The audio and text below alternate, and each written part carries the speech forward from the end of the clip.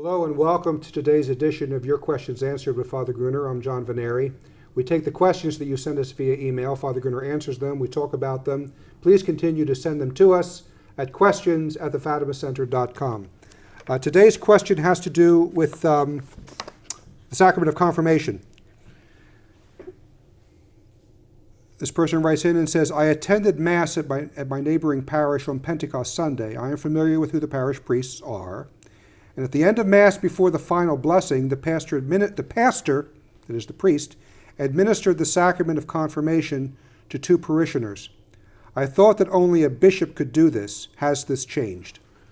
Well, I'm sure you know, John, and that's why the practices of the Church are important to keep the same. If St. Thomas points out that we should not change the law unless there's a superior reason for changing the law. I'll give an example from civil. I'm on the question, I'm not off the question, but I give this example from civil life. In North America, we drive our cars on the right-hand side of the road. Now, there's nothing intrinsically more better than the right-hand side of the road than on the left-hand side of the road. You could drive on the left-hand side. If they drive on the left-hand side, you wouldn't hit each other. Okay. Of course, our cars are designed that way to drive, but the fact is, it's not intrinsically that right-hand side is better than the left-hand side to drive on the road. But the lawmakers have made a law which says that you drive on the right-hand side of the road in this jurisdiction. That's Canada, United States. Some parts of the world no, but most of the world is like that. My point being, everyone is used to it. And everyone knows that this is the law.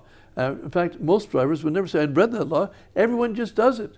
Everyone knows that's what the law is. And so St. Thomas would say, for the legislators who have the power to change the law into making them all drive on the left side, they should not do it because the law, the habit of law, has such force and such that unless there's a major benefit, then you shouldn't change the law. Because what you're doing then is causing confusion. Some people know the old law, some people know the new law, you're driving into each other, all the rest of it. It would be total chaos. So it's never entered into the minds, I hope, of our legislators. They do a lot of stupid things, but they've never tried to change the law, drive from the right-hand side to the left-hand side. But that's the same thing. It also mentioned in Scripture, do not change the barriers or the signposts. The signposts is actually for the surveys. So because people don't know, they don't know where their boundaries are. So why do I say all this in this regard? Two things. Because it has been, in the Latin Rite, the tradition, the law, for only bishops to administer the sacrament of confirmation. And in fact, he is the ordinary minister of the sacrament. So the priest, if he's commissioned, if there's extraordinary circumstances, it may be justified. And it certainly is a practice which is used in the Catholic Eastern rites for parish priests to administer confirmation. So talking about validity is one thing, but it's completely changing people's, was this allowed? Has this changed?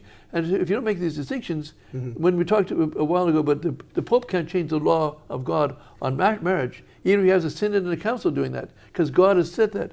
In this case, it's something that is technically possible, but it's completely outside prudence to be able to do this thing. And especially doing it at the parish priest on Sunday Mass is only causing confusion. Here's one person confused by it. Then all of a sudden everything becomes up in the air, and then they don't know what they can believe anymore. That's why I went through to explain, but in turn, they can't, but I really have not studied the sacrament well enough to know, is this, since it's not extraordinary means, extraordinary circumstances, and since it may not be authorized by the law, does it therefore invalidate it as well? That I don't know. I've not thought about it that far.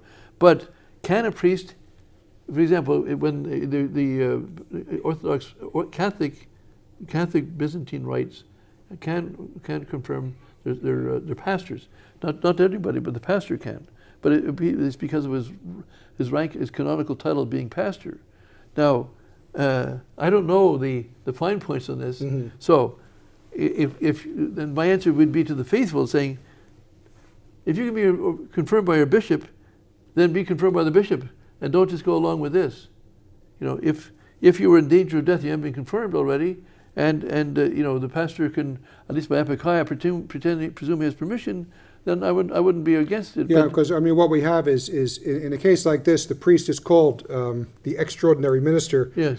of confirmation, and this was permitted. The problem is there's so much laxity now in practice Yeah. that the bishop might have even given this his permission, but really not for a sufficiently good reason. Yeah, yeah, all this, I mean, so, has this changed? I would say, to answer the question, no, It's not changed, no. no. Hey, is this priest justified in doing what he does? God knows, I don't. Yeah, so there is that it's actually the proper use of the term extraordinary minister. Yes, Not the lay people giving out communions. That's just Yeah. a sacrilegious Yeah. abuse. yeah. But so anyway, so that answers the question about confirmation, and I think we can close it here, and we will see you on the next program. Thank you.